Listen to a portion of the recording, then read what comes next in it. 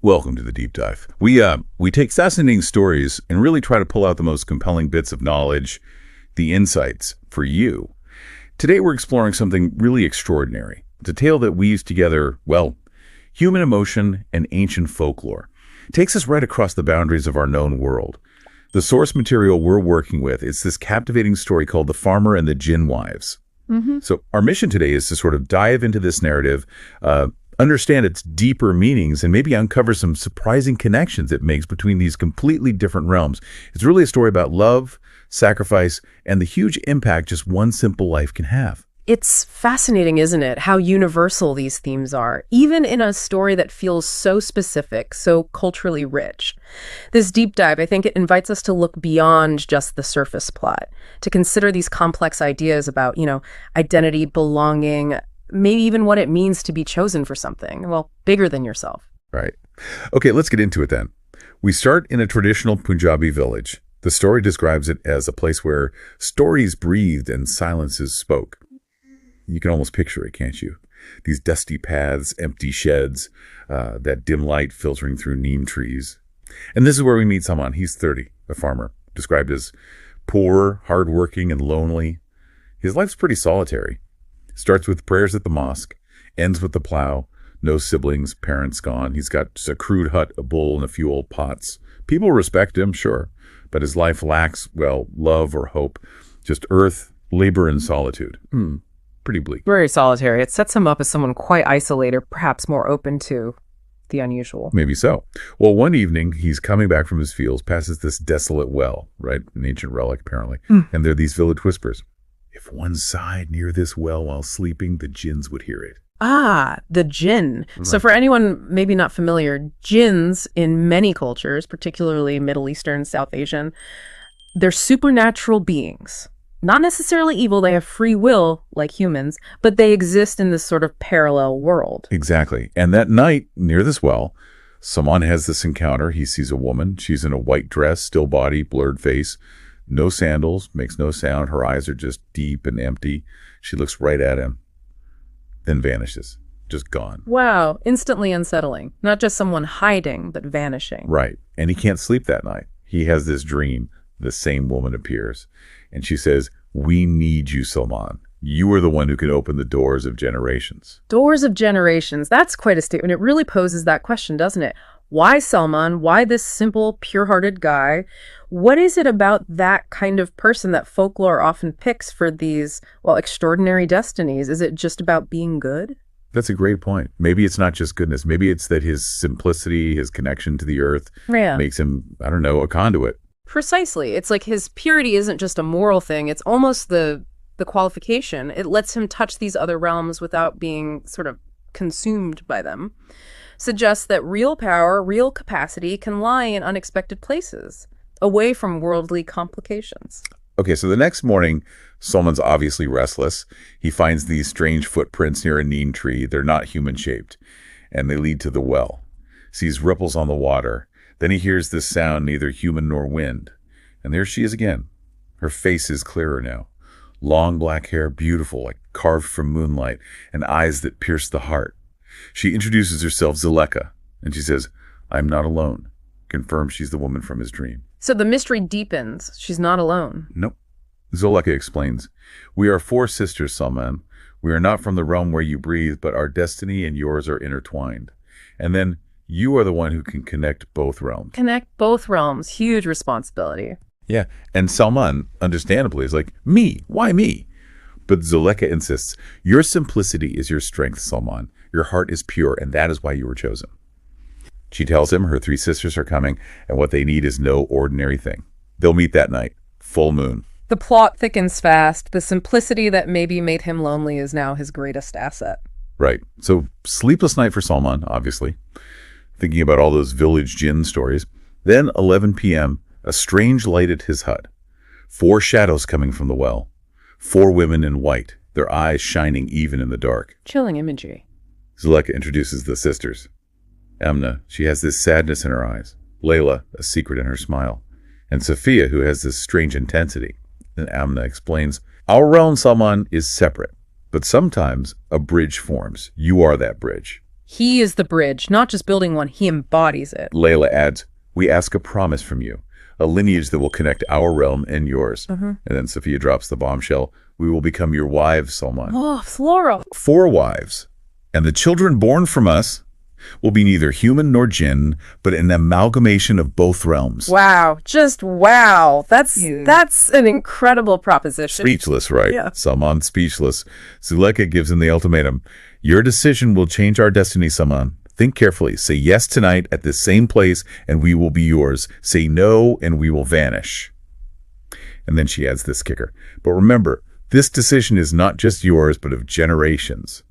Then poof, they vanish again. Leaving him with this cosmic choice, a simple farmer deciding the fate of potentially 2 worlds. Incredible. Wait, what do you even do with that? It's that tension again, isn't it? Free will versus destiny. He has a choice, technically. Yeah, but the pressure. Say no and a whole realm vanishes. Exactly. It feels fated, even with the illusion of choice. How does the story portray him making that decision? Is it agonizing? Well, the next day he's distant, lost in thought, consumed by it. That night, under the moon, he goes back to the well. The story says fear in his heart, but also a strange pull. Ah, that pull. Curiosity, destiny, something else. Hard to say. He gets there. Zuleika asks, what if you decided, Salman? He takes a deep breath, hands trembling, but his voice is firm. Yeah. Yes. Yes. One word. One word changes everything. The Jinn wives react immediately, this strange glow in their eyes, like an old burden had been lifted. Relief, profound relief on their part. Zuleika tells him, you have chosen a path, Salman, that is neither just yours nor ours, but something far greater. Layla clarifies who they are. Jinns, yes, but not the jinns who spread fear in your village tales. Okay, so a different kind. Yeah, from a parallel world, made of light and shadows where time does not flow like yours.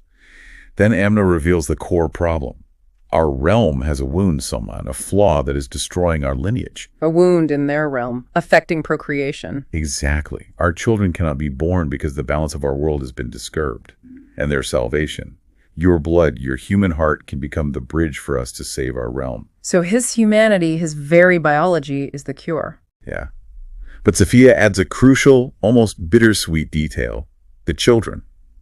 They'll be neither of our realm nor yours. They will live on the border of both realms, and their lives will not be easy. Ah. So the solution comes with its own set of challenges for the next generation. That's complex. Very. The wives vowed to live with him, but their presence will be different.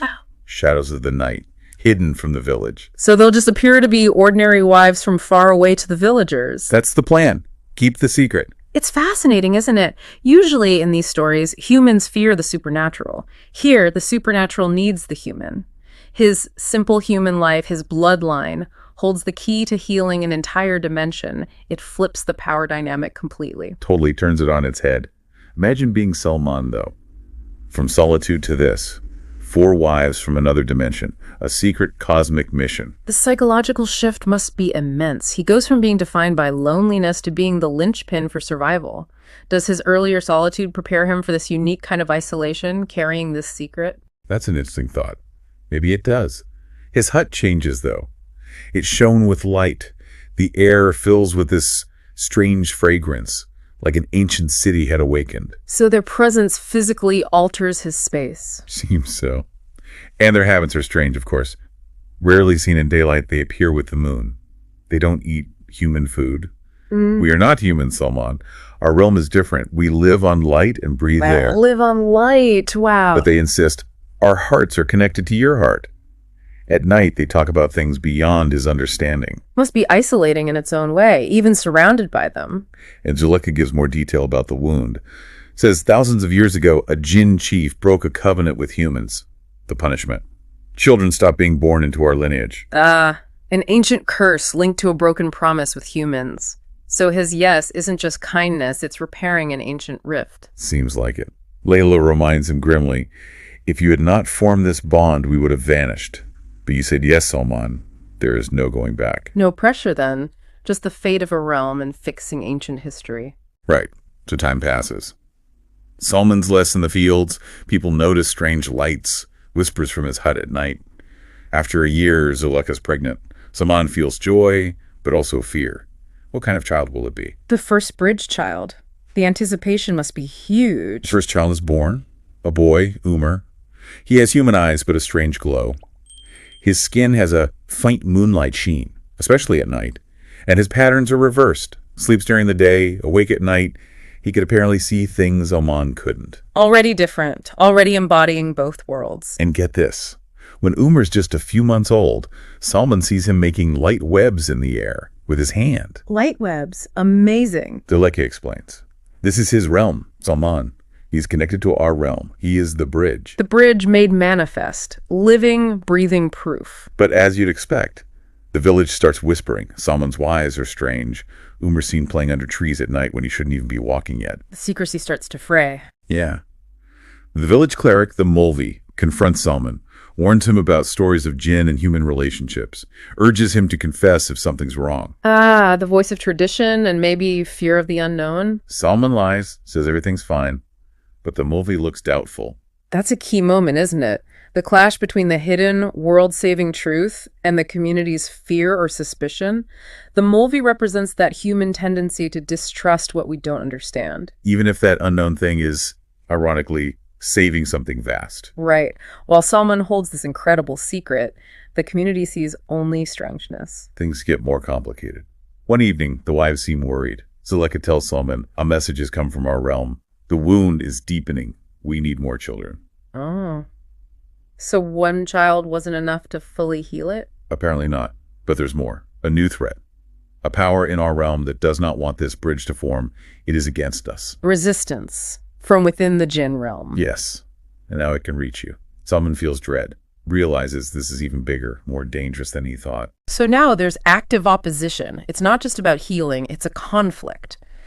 Suggests their world isn't monolithic either. There are factions, maybe politics involved. Yeah, adds another layer of danger. So years pass. The story jumps forward. Salman's old and tired, sitting on his cot. Around him, under the neem trees, 4 children are playing. Umar, Noor, Zara, and Jan. 4 children, so they succeeded in having more. Yes. Each one described as half human, half jinn, like a mixture of moonlight and earth. The jinn wives are still there, but their presence is fading. Light as air, like they're slowly returning to their own realm. Their task nearing completion, perhaps? Zuleka looks at Salman, that same sadness in her eyes from the start. She says, "You fulfilled your promise, Salman. Your children have healed the wound of our realm. Our lineage will live on. Your name will echo in both realms." A heavy acknowledgement. His legacy secured in 2 worlds. But Salman still has a question. And my children, which realm do they belong to? It's the question, isn't it? The ultimate question for them, where's home? Sophia, her intensity softened now, replies, they belong to both realms, and that is why they will never find complete peace. Wow, that's profound. And sad. But they are the bridge, Salman, the bridge that connects us all. Then the 4 women stand before him one last time. Zuleka puts her hand on his. Her touch is cold like moonlight. We are leaving, Salman, she says, but our children will remain with you. Protect them. The farewell, bittersweet. And then they vanish, melt into the tree's shade. Salman's left watching his children play. Their eyes shine, their laughter is secretive. The villagers never knew the whole truth, just whispers about Salman's kids, the ones whose mother wasn't human. Salman takes his last breath, peaceful, knowing he was part of this huge story connecting 2 realms, a story living in the village's silence. What an ending. He fulfilled his purpose, but the children are left in this permanent state of in-between. So what does this whole story really say about family? Legacy. Is peace even possible when you're caught between roles like that? It blows up traditional definitions, doesn't it? Family becomes about shared destiny across dimensions. Legacy is the survival of a whole realm, not just names on a family tree. And peace. Maybe peace for these children isn't about settling in one world, but about being the bridge. Their existence, that constant tension, is their purpose. A difficult, beautiful burden. It's an incredible arc. We went from the solitary farmer, didn't we, to this figure of cosmic importance. His choice, driven by fear, but also that strange pull, it just shows the massive impact one person can have maybe without even fully getting the scale of it all. Absolutely. And this deep dive, I think it shows how ancient stories, folklore like this, can speak so directly to modern ideas, identity, belonging, mixed heritage. The children living between worlds, they make us think about our own in-between spaces, don't they? Culturally, personally. Maybe those spaces aren't weaknesses. Maybe they're where connection happens, where strength lies. That's a really powerful way to look at it. So for you listening, maybe the thought to leave with is this. What if the biggest challenges we face, the things that pull us in different directions, actually lead to the deepest connections, maybe even across worlds or perspectives we never considered? And what if real peace isn't about fitting neatly into one box, but about embracing being the bridge, finding your purpose right there in that unique, maybe challenging space between worlds?